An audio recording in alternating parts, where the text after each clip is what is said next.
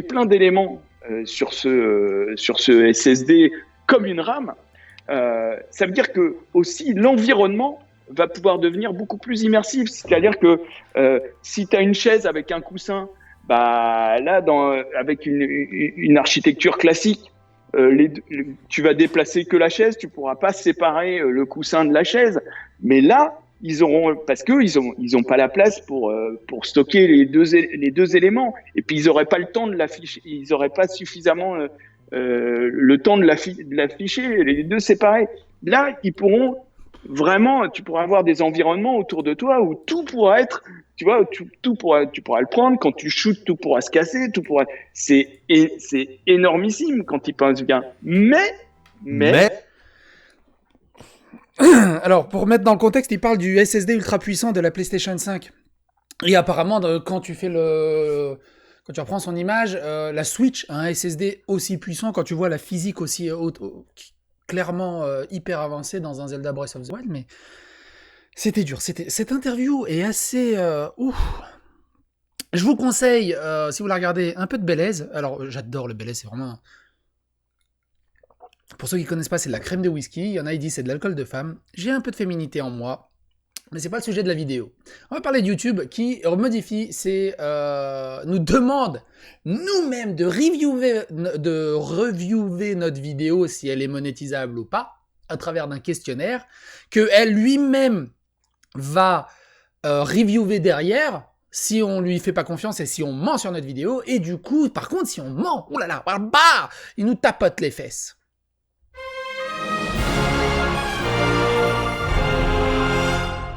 Donc ça vient juste d'arriver en fait. J'étais en train d'uploader la vidéo. Peut-être que vous l'avez déjà vue au moment où cette vidéo est sortie. Peut-être que vous l'avez déjà vue, mais j'étais en train d'uploader. Donc avant de valider son upload, y a ce questionnaire qui est apparu. Pour ceux qui se posent la question vite fait, pourquoi des fois je suis en 360p sur ta vidéo? Parce qu'en fait, je upload mes vidéos et elles sont en ligne automatiquement directement. Et le traitement n'a pas fini. C'est pour ça que des fois vous les voyez en mauvaise qualité. Il suffit juste d'attendre un peu. Bref, avant, il fallait juste cliquer sur monétiser oui ou non, et basta, le bot s'occupe du reste. Maintenant, on nous demande adéquation des contenus à la diffusion d'annonces. Adéquation des contenus à la diffusion d'annonces. Le contenu, le titre, la description, les mots-clés de votre vidéo contiennent-ils des éléments suivants? Pourquoi devez-vous évaluer votre vidéo avec précision? Maintenant qu'on doit choisir. Est-ce qu'elle a quelques grossièretés ou langage très vulgaire? Vous voyez, si je clique sur langage très vulgaire, la vidéo est directement dans l'état général en $ jaune, c'est-à-dire aux annonces limitées. Donc il y a beaucoup moins d'annonceurs et les revenus publicitaires sont beaucoup plus petits. Alors qu'est-ce qu'un langage inapproprié? Quelques grossièretés comme bordel, chier, etc. Grossièretés censurées au début de la vidéo, dans le titre ou la miniature. Utilisation occasionnelle de grossièretés plus marquées comme putain après le début de la vidéo ou langage très vulgaire dans un clip musical. Donc le langage très vulgaire dans un clip musical, c'est de l'art. Mais de parler et de dire putain, non, il faudrait faire des bips. Ou alors, en limité, langage très vulgaire en début d'une vidéo. Par contre, au milieu, à la fin, on s'en bat les steaks. Dans le titre ou la miniature, langage très vulgaire dans le titre ou la miniature d'un clip musical. Ah oui, bon, bah même dans le... Langage très vulgaire... Ah oui, le langage très vulgaire peut être dans le clip musical, mais il a interdiction d'être dans le titre ou dans la miniature. En fait, vous allez voir, il n'y a aucune logique. Et c'est le bot qui gère ça derrière. J'imagine que dans ses algorithmes, il gère sur ce genre de questions, tout simplement. Contenu réservé aux adultes. Alors, on a le droit aux histoires d'amour ou baisers, discussions évoquant la relation amoureuse ou la sexualité sans faire référence à des rapports sexuels. Évidemment, on peut faire des gamins, ça naisse dans des fous.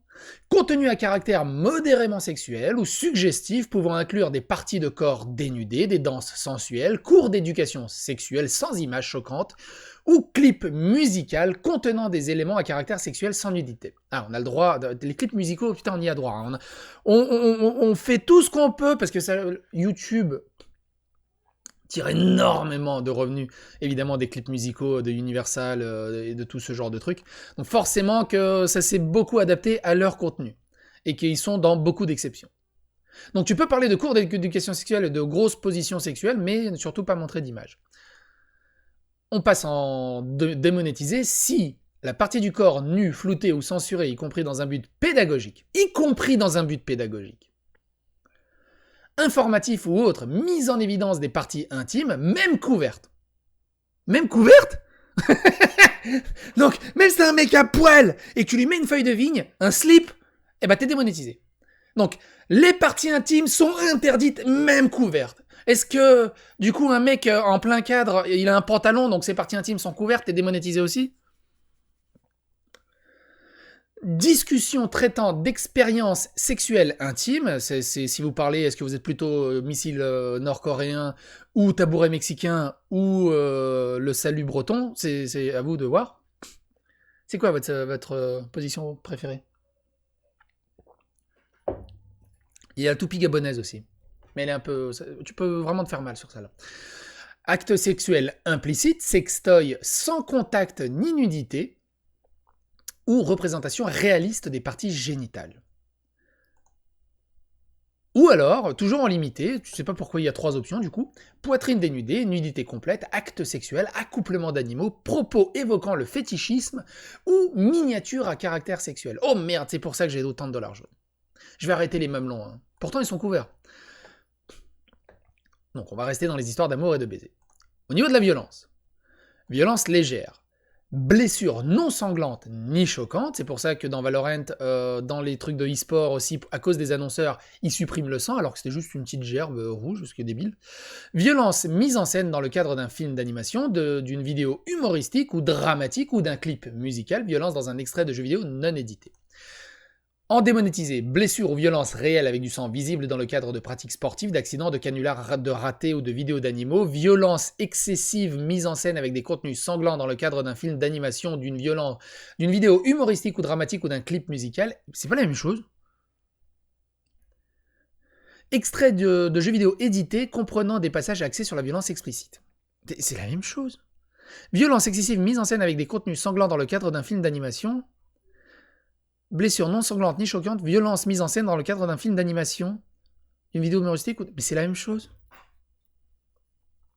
Ah, l'autre c'est violence légère, et ça c'est blessure ou violence réelle. Des blessures et des violences réelles dans un film d'animation ou dans un jeu vidéo.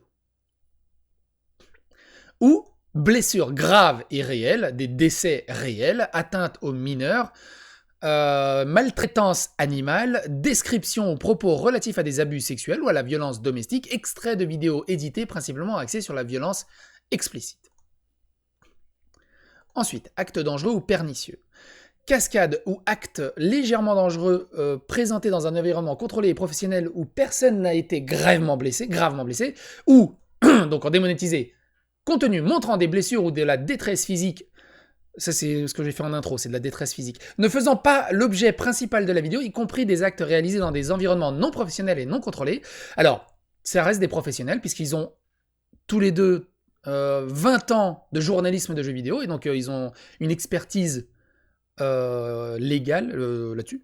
Vidéos présentant des accidents ou des canulars ou des cascades néfastes pour la santé, y compris la consommation de produits non comestibles, ou propos évoquant des vidéos tendances pour ce type de contenu. N'hésitez pas à me donner votre avis à tout ça, c'est complètement débile. Et surtout, comment tu veux que le bot adapte sa démonétisation, ou comment tu veux qu'un mec adapte sa monétisation là-dessus.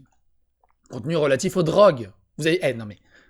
Avant, il y avait juste monétiser, démonétiser, le bot... Non, maintenant, il nous demande de remplir un questionnaire comme si on était à Pôle emploi. Et en fait, ce qui m'a fait rire, vous allez voir à la fin, je veux pas vous spoiler, parce que c'est vraiment la fin, la dernière question qui m'a fait rire. Mais on est vraiment dans le cadre de Pôle emploi, où tu es au chômage et tu remplis ton questionnaire tous les mois. Êtes-vous à la recherche d'un emploi? Avez-vous déjà travaillé dans les 6 derniers mois? Êtes-vous à l'armée? Enfin, si vous avez de la famille là-dedans, vous savez ce que c'est. Ou si vous êtes là-dedans, vous connaissez ce putain de questionnaire qu'il faut remplir tous les mois. Et je dois en remplir je sais pas combien. Pour ma famille, parce qu'elles lisent très très mal le français, elles comprennent jamais rien. Ça fait 84 fois que je leur explique, ça fait 84 fois, j'abuse. Ça fait 684 fois qu'elles remplissent et que c'est toujours la même question, mais non, c'est toujours moi qui les remplis parce qu'ils n'arrivent pas à s'en sortir. Ça, c'est une autre parenthèse. Contenu relatif aux drogues. Contenu pédagogique, déclaration ou références humoristiques ayant trait aux drogues et aux accessoires associés aux drogues qui ne font pas l'apologie drogue dans un clip musical. Ah, de la drogue dans un clip musical, ok. même si ça fait l'apologie. Mais ça passe. Contenu, donc en démonétisé, contenu axé sur la présence ou la consommation, la fabrication et la distribution de drogue et d'accessoires liés à la drogue dans un contexte humoristique, documentaire, informatif et pédagogique. Ou contenu montrant ou évoquant l'abus, l'achat, la fabrication, la vente et la recherche de drogue ou d'accessoires associés aux drogues de manière ostensiblement détaillée.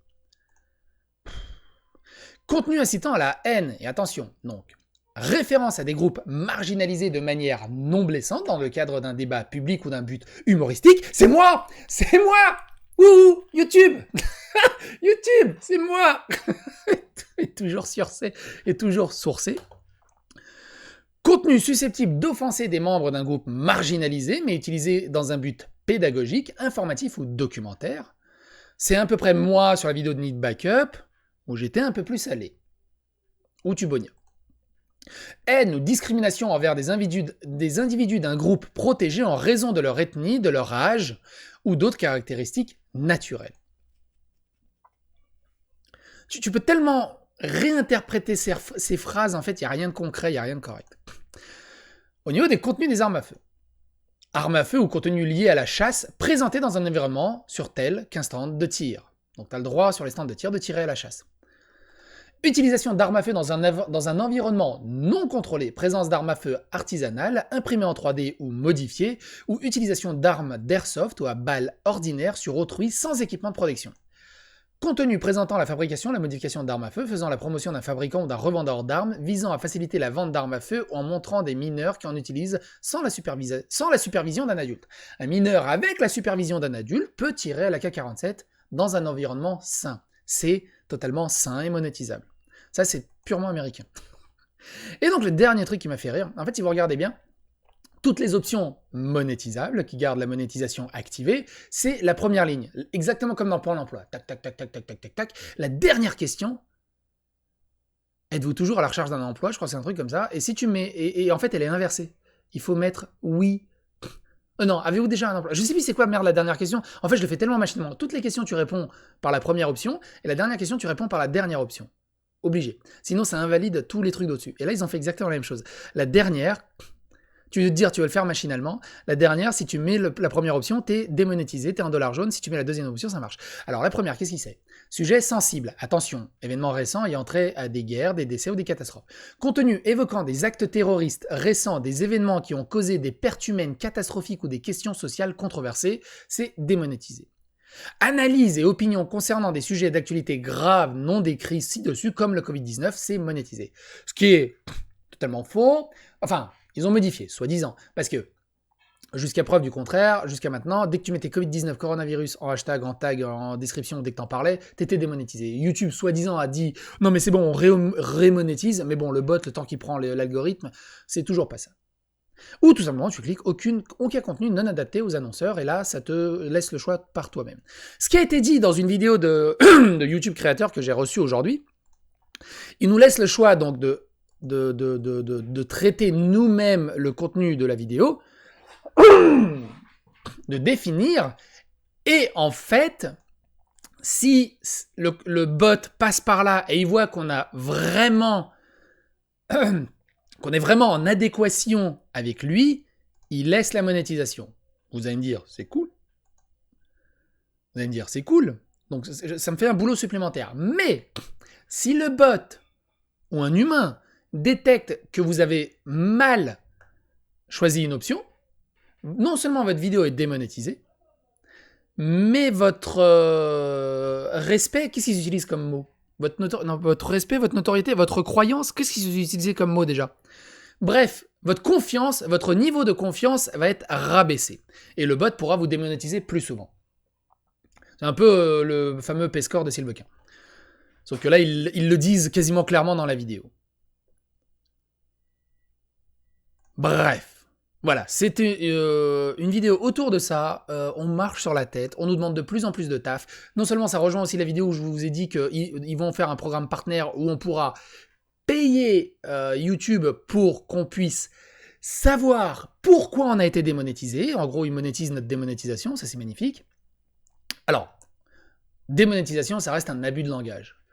On est dans une monétisation limitée. Bon, on est quasiment ça. Au lieu de faire, je sais pas moi, je peux dire des conneries. Au lieu de faire 2 dollars, entre 1 et 2 dollars les 1000 vues, tu vas faire entre 50 centimes les 10 000 vues. En grosso merdo. Bref.